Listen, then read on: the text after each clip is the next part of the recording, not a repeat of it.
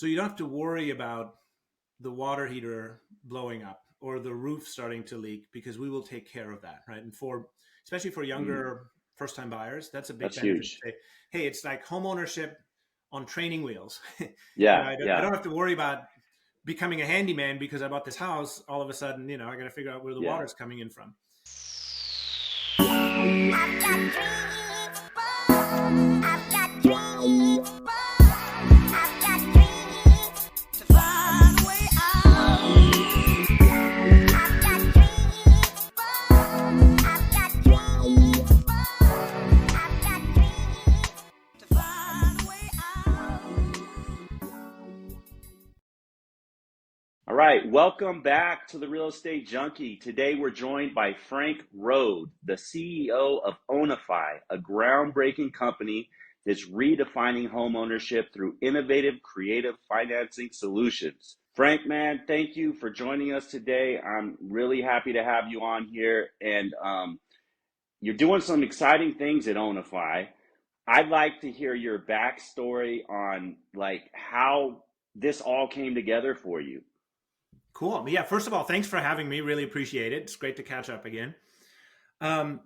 Yeah, the backstory here is I think everyone kind of hears this story anecdotally, right? First-time buyers are struggling. It's harder and harder to buy your first home. And when you dig into it, there's a bunch of different reasons that are coming together that really create this challenge, right, for first-time buyers today that is worse than it has ever been, quite frankly. Right? And you have home prices that continue to go up, and the fundamental reason for that is that we're just short housing, right? We're short supply in the United States. You have mortgage rates that are now at 6 and 7%. They might come down again, but they're never going to go back to the 2s and 3s, right? Probably not. Yeah. At least not anytime soon. You have a tax policy where the mortgage interest tax deduction for the average first-time buyer who buys a $300,000 or $400,000 home, that's no longer an itemized tax deduction. You're taking the standard deduction. So that benefit went away. You have corporate buyers, right? So private equity, Blackstone, and others who are buying single-family homes. So, and then you have student debt, which weighs on a lot of people. So if you're in your late 20s and early 30s, maybe you're starting a family, you're looking to buy a house, you have all these things that are coming together, and you're competing against cash buyers out there in a market that is still pretty competitive, right? Because of the lack of inventory. And so the backstory is that I spent my last 15 years in the mortgage business, and I built a software company that does mortgage pricing. And we sold it to a lot of the large mortgage lenders. So, deep in the bowels of mortgage pricing, mortgage math. And I saw this problem and, come up a couple of years ago and starting to push more and more first-time buyers out, right? The win rates were terribly low. If you look at our launch market in Raleigh-Durham, the number of transactions done with a low down payment mortgage is less than 2%, right? So that kind of challenge, right, is real. And you see it in the data. I saw it with my last company. So I sold that company and started Onify really to tackle this challenge, to help first-time buyers make that jump into ownership, right? Overcome some of these hurdles.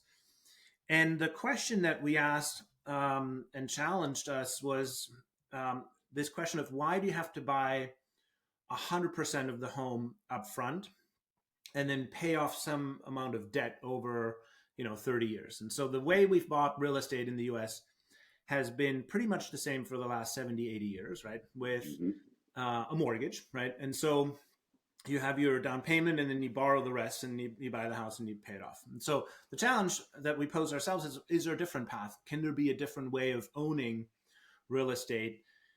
And what we've built with Onify is really an equity-based path, or a fractional ownership path, where we allow the customer to buy their home brick by brick, right? So fraction by fraction. And I'll explain what that means, but really rethinking it's not mortgage, it's not debt, it's not, the traditional way. It's a different financing mechanism that, as we work through it, right, creates a bunch of benefits for the first-time buyer and makes it easier as an on-ramp. Got it. So you've basically, and I know you're going to get into it, but you basically figured out how to turn the purchase of a home into almost like a stock, right? Where the buyer can buy a part of the house, but not the whole house, and then eventually own the whole thing, something along those lines. Eventually, exactly. And so the way the Onify works is really if you think about it as a co-ownership structure or an investment partnership around the home, where we fractionalize the equity in the home into 10,000 bricks. Now, what is a brick? A brick is a share or a membership interest in the LLC that holds title to the home. So it gives us the ability to sell a fraction of the home, right, to the occupant, to the customer. We call them the ONI. And by virtue of doing that, actually create real ownership over time. And so the way the program works is that customers come in, we underwrite them. So we do credit and income in the underwriting process to make sure they're qualified. And the customer starts with a 2% down payment. So lower down payment than pretty much any other mortgage option out there. And on day one, that buys you 2% of the equity of the home, right? Or 200 of the bricks that 200, are okay. issued for that home. 10,000 bricks total, right? 200 is 2%. And over the next 5 years, the customer makes a fixed monthly payment. So the payment is fixed for 5 years. And within that payment, there are really two components. One component pays rent on the fraction of the home that you haven't bought. So you're a fractional tenant of the entity that holds title to the home, of that same LLC that you're also a shareholder in. And then the second payment increases your share or buys more bricks. And so on average, 13 bricks a month. And that might go up or down a little bit because the bricks are valued at current market value. So you're really buying your home over time at whatever the price of the home, just like you would dollar cost average, let's say a stock, right? You use the example, right? If you're buying into a stock portfolio or a mutual fund, right? And you're making a fixed monthly payment, depending on the price of the stock, you buy more or less. And so that effective dollar cost averaging actually is really beneficial over time. And so the way the math is dialed in is that the customer starts with 200 bricks and works their way up to 1,000 bricks or 10% of the equity of the home at the end of 5 years, right? Okay. And the reason we get them to 10% is that that's really where you can use the 10% as a down payment for a traditional mortgage, conventional, maybe an FHA loan, and buy the home from the LLC at that future point. And so as an ONI, as a customer, I really sign 3 agreements that work in parallel. The first one is a tenancy agreement that gives me the right to live in the home. The second one is this equity share that allows me to buy bricks over time and build true ownership in the home. And the third one is this option agreement that allows me to buy the remaining equity, or technically the whole house, from the LLC at any point, right? And that structure creates the ability for the customer to come in, pick a home off the MLS, we underwrite it, right? We can present a cash offer on behalf of that customer. That's been very powerful. We've on average, we've seen a little over 3% reduction in the sales price because you can come in and be aggressive and say, we're an all cash buyer, right? No financing contingency, no appraisal contingency. We're coming in, this is the price, right? And so we can be aggressive with the seller on behalf of the customer. And so that's another benefit for our customers. You can come in with a slightly lower entry price, build equity over time, and then take it out kind of the traditional way with the mortgage at some point in the future. So it's like a lease option, except the tenant buyer actually owns a chunk of the house. It's not just an option. They are an actual owner of this LLC, right? Because the LLC purchased the home cash, right? And then you've fractionalized it over 10,000 shares, and then they own a slice, and every month they're buying more shares. Now you mentioned that once they get to 10%, now they can go get a traditional mortgage. That's probably the next step in the process, right? Now, can they buy more bricks? Yeah. So So that's the go get to 10%, get a mortgage, buy the home. That's kind of the golden path, if you will. yes, There are other choices the customer has. The second choice is you just renew with Onify and you keep going and you buy more bricks at your leisure, right? So we have yes, some customers who intend to do that. And then the third option you have is you can also walk away, right? I mean, you can non-renew or terminate, right? Now, when you terminate, you still own whatever number of bricks you've bought, and we will buy them back from you at whatever future market value. We charge you what we call a relisting fee, which is really the equivalent of a brokerage fee. If you had bought that same home, right, and you put it on the market because you got to move, you would pay a broker 6%. So we charge you 4%, and that actually goes down to 2% by the end of 5 years. So it melts away over time. So the customer, and this is really one of the big benefits, the customer has equity, and even when they move, right, they don't lose that equity. One of the big knocks on rent to own programs, right, has been that a lot of the shady operators out there have created these sidecar vehicles where you're saving money, you're putting something in addition to your market rent, but when you leave, right, or you default, you lose that. yeah, And we wanted to make sure that we protect the customer and say, if you exit it can be a good leaver, meaning you give notice, right? You work with us, et cetera. Great. Or, there might be a bad scenario at some point where someone just defaults and you have to go through an eviction. In either scenario, they retain their equity, right? And we will buy it back subject to that relisting fee, right? So real quick on that, I know you said like 5 years is the term, right? Within 5 years, but they can terminate after 1 year. Let's just say they go, you know what, we really don't like this neighborhood. We want out of this. Are they able to do that, or is it a I mean, 5 year? they're able to do that. It's not a smart financial decision. Because at the end, if you think about the math, right, the customer puts 2% down, then they build roughly 1.6% per year. So if you terminate after a year, that 3.6, because we charge a 4% relisting fee. Got it. Yeah. It wouldn't make financial sense to do that. However, there could be a situation where, I mean, it'd be a lot better for them than, walking away from a home that they just purchased. So it's a better out opportunity is all I'm saying.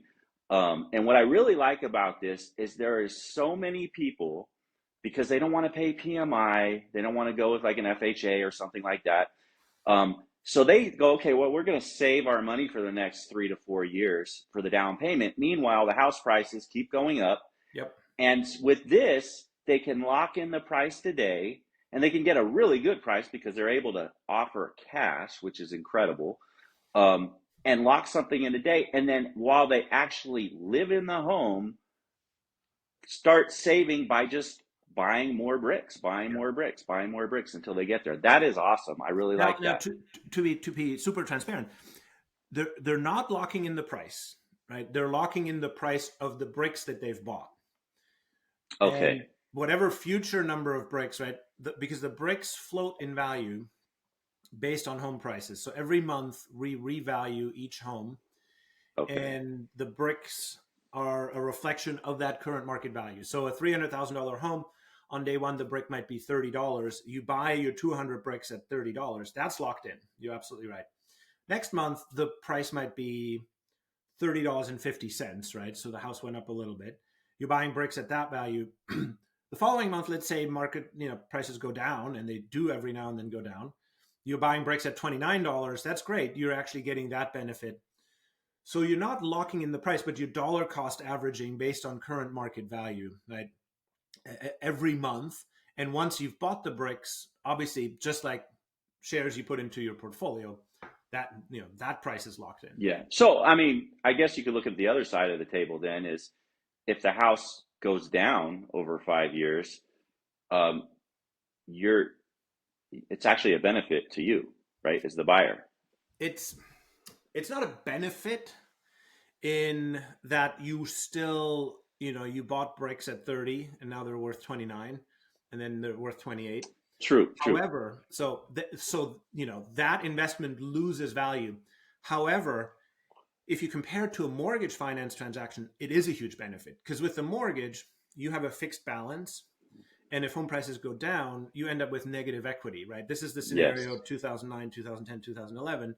Yes. A quarter of the country had negative equity in their housing stock. And for a first-time buyer who is not diversified, who doesn't have a 401k, doesn't have a portfolio, right, whose entire net worth is in that home, the effect of high leverage can go both ways, right? True. House prices jump by 20%, fantastic, high five, right? We're doing great.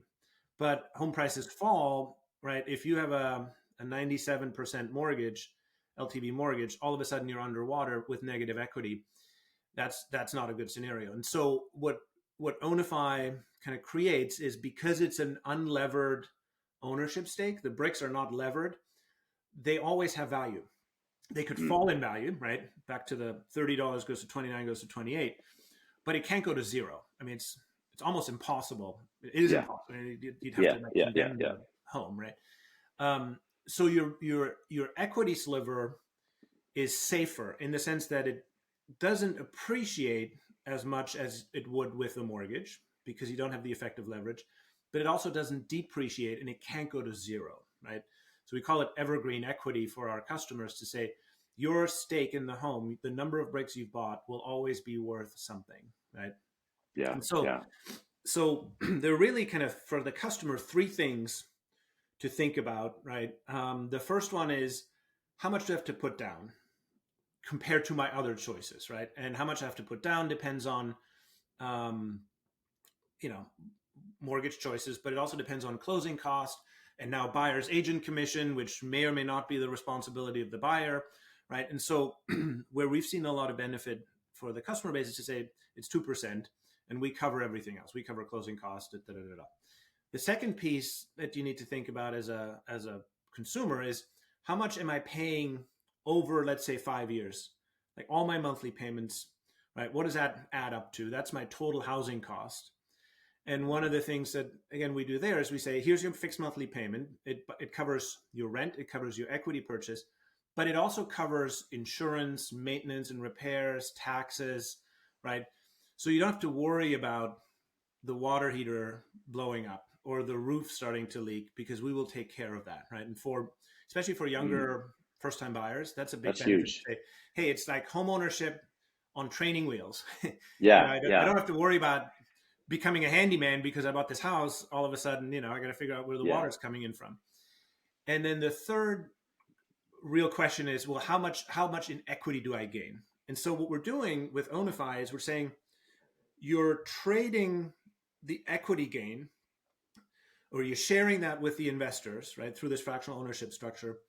But in return, you're getting a lower down payment, lower upfront payment, and a lower monthly cost, and a safer monthly cost, right? Because you're not going to have other expenses related to your house. And so that's, in a sense, the value proposition to the consumer, right? It's to say lower entry costs, lower monthly payments, but you're giving up some of the equity gain, right? Yes. Yeah, I could see that. Now, on the flip side, there's an investor value proposition, right? So on one side of the business, we have customers coming in and becoming Onis. And on the other side, we have investors coming in. Those are accredited investors who invest into these homes, right? Either through a fund or sometimes directly into specific homes. And for the investor, the value proposition is, you're investing in those bricks that the customer hasn't bought. Mm-hmm. So those bricks earn rental income, right? And we're Cash getting flow. kind of a mid-6 cap rate on those bricks. And they're earning home price appreciation. And at the investor side, you can obviously use leverage as well to lever up, right?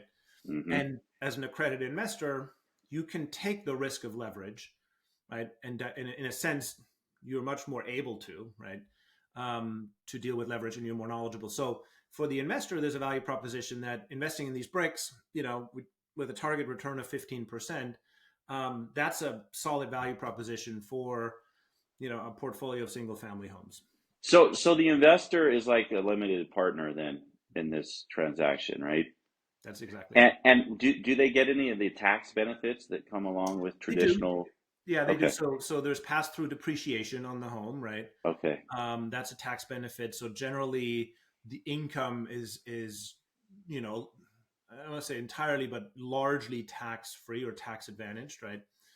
So if you think about kind of a mid 6% cap rate, 6% net income after financing costs, and some portion of that, 3.5-4% is tax advantaged. That's the equivalent yield to an 8 or 9% pre-tax bond yield, for example. So it's an attractive value proposition to the investor. And the reason this is interesting, because the reason the yield is good is because the customer is willing to pay a slightly above market rent in the first couple of years. So you're getting that yield enhancement up front because we're fixing the rent. It's actually higher than market in the first couple of years. It's lower than market in the out years, or where market might be. We don't know where market might be. Yeah. Yeah. So there's a yield enhancement piece, but then there's also this piece of we don't have vacancy, right? Because we don't buy a home until the customer signs the contract and says, this is the home I'm going to move in on day one. So there's Yes. no upfront vacancy, there's no turnover. And so far we've seen significantly lower maintenance costs, about 60% lower than SFR average. I mean, I'll tell you, as a landlord, as a rental property investor, you may be getting 10-12% return until the tenant moves out and there's repairs and it wipes all that away. So to have something like this where you don't have the turnover, and then at the exits 5 years down the road, I mean, the upside on that could be huge, right? Yeah. So that's exactly right. And the exit, right, if you think about it as an investor, as a seller, that exit is pretty efficient because the way the purchase option works is it's at market, right? So we run this AVM process. You take 3 different independent AVMs, that's been pretty accurate so far. So you have a purchase price, but you don't have brokerage costs, right? You're not paying a broker to list the home. You don't have vacancy or staging or repair. You got to pretty up the house before you sell it. Now, as an investor, so you get all those benefits. The one downside is that you, as an investor, don't get to control the timing of the exit, because the customer has the option to say, "Hey, Keith, I want it now. I'm ready. I built up enough equity. I got a bonus. I'm ready to go. I want to buy the house." Right? Yeah, after a year. Theoretically, after a year, right? Yes. Practically, there's no like prepayment penalty or anything like that, right? There isn't a prepayment penalty. What there is, there's a floor on that purchase option. So I said earlier, It's at market, but it's at market with a minimum 5% bump from the entry price. So even if someone were to come in and say, I'm using Onify for some short-term bridge financing until I get my act together, and then I'm 6 months later, that customer calls and says, now I'm ready, right? Yes, you can buy the home, but it's at 5% above what we paid. And that's in place to protect the investors, right? But if they make it to the 5-year mark, is that still in play? It's still in place. But the only time that would really apply in that case is if home prices are lower than they are today 5 years from now. And that is extremely unlikely. I mean, that didn't even happen in the 2010. Yeah. So let's say on average the home increases in value 3 to 5%. And so at the 5-year mark, they would just need to pay the price based on the value of that day, not an additional 5% on top of that. Correct. Okay. Got it. Well, that's pretty incredible. Now let's go back, and I do want to talk a little bit more on the investor side, but let's go back to the purchaser. What are the requirements and how do they differ, other than the fact that you don't need this, 20% down payment or 10% down payment? You can get in with as little as 2%, right? Yeah. What is the qualification like as far as like credit and everything else? Is it the same as a regular loan, or? No, we look for really the perfect customer persona for us. And if you look at the folks in the portfolio, they have good credit. So the average in the portfolio right now is a 740 FICO. right? We do auto approval down to 680, and we look at folks all the way down to 600, but we're clearly in the prime space. So good credit, right? That's the focus. And they have good income. And a lot of times what ends up being kind of the perfect customer for us is younger people. They have solid incomes, right? They have student debt, so they can stack a mortgage on top of that. And because they have student debt, they haven't saved for the down payment. So you look at them and say, you have good credit, you have good income. Guess what? You can't qualify for a low down payment program or a down payment assistance, or, because the government program, you make too much money. You make too much money. And that percentage of the population in markets like Raleigh and Nashville and, Atlanta and a bunch of other places, there's a lot of folks like that who need help. Yeah. And they're lucky their parents will give them 50 grand and, you're off to the races. But guess what? Not everyone has that luxury, right? And so that's the perfect kind of persona. And so to answer your question, you need good income, right? Or decent income. And we do go down to, you can buy a house with $60,000 if you have clean credit and no debt, and you're looking to buy a $250,000, starter home somewhere. So you can be at that level. But the sweet spot is really that, kind of a bit above that, solid, good credit, just hasn't saved the down payment. Yeah, that makes sense. Okay, I like it. Back to the investor side of things. The investors, they're not investing in a fund. They're actually investing in the LLC that's buying a particular home, correct? We do both. You do both. Okay. Yeah. There's a vehicle called the Onify Home Fund, and that's the easiest and simplest way. And starting with $25,000, an accredited investor can put money in, and that investment is a 5-year investment, 15% a year, and it's diversified across all the homes, right? Okay.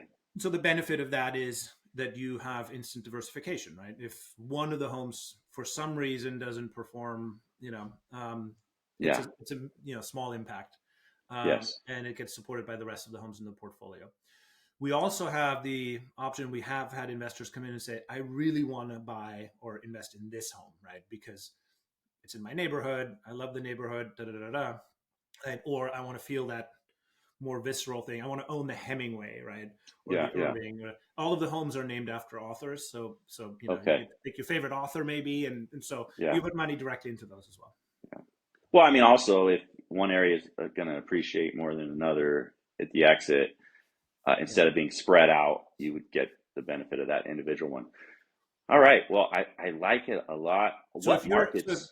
Sorry to butt in, but if you're an investor, come to the website, and we're about to list another 4 homes, right? I'm not sure when you're going live with this. We're gonna drop this on Tuesday, so okay, cool, perfect. I'm gonna get this out here, and I'll supply links and everything else so people, because I have a lot of real estate investors that listen to this show, and this is definitely a great option, especially if you want something completely hands off. But what I wanted to ask is, what markets are you in right now? So we launched in Raleigh-Durham, the Research Triangle. We just launched Nashville. We're launching Atlanta, and we're going to be in Tampa and Orlando next year. Okay. And then there's a whole host of markets. There's about 150 target markets that we want to be in, eventually. Yeah.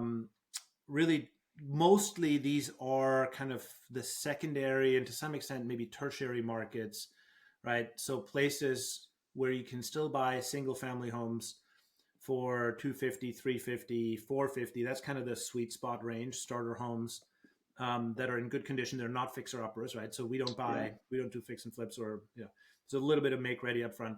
So there's a geographic targeting, and really what we're looking for are markets that have strong fundamentals, young people who are educated moving in because there's great employment, right? They're growing markets.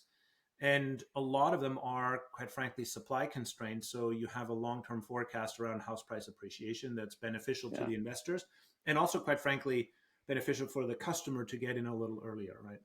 Yeah, I'm definitely curious how the next couple of years are going to play out with just the cost of building. Even looks like there may be an uptick there with some of these tariffs, and who knows how all that's going to work out, but I can only imagine what that's going to do with the supply, right? Yeah.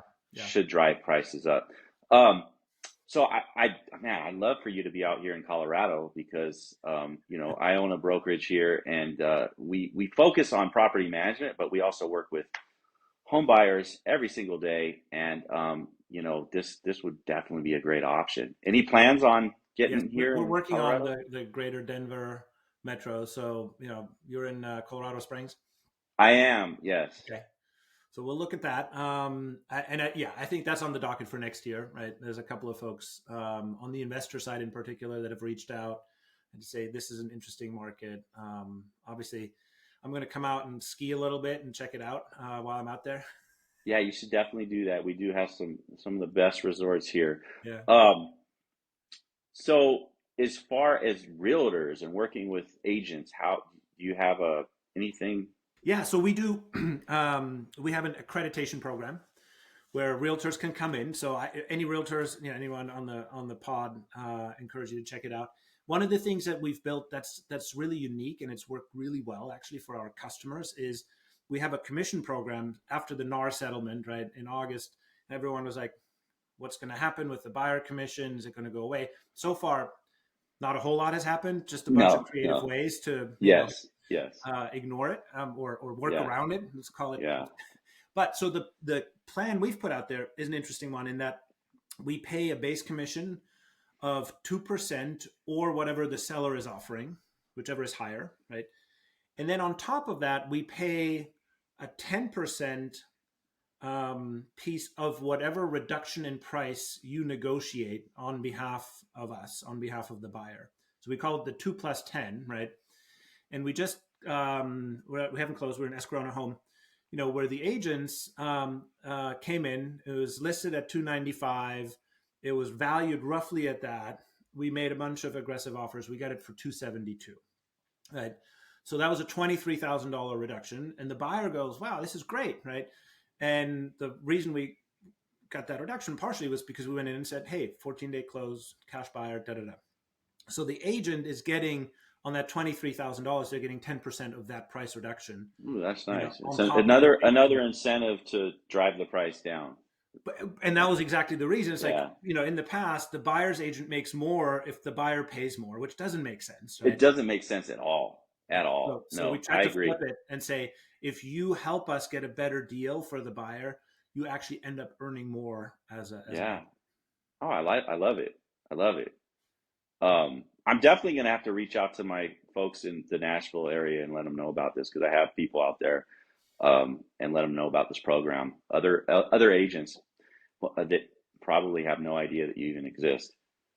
I would love that. Yeah. I mean, we're young, we're early, right? And we're always looking Yeah. for partners in local markets, right?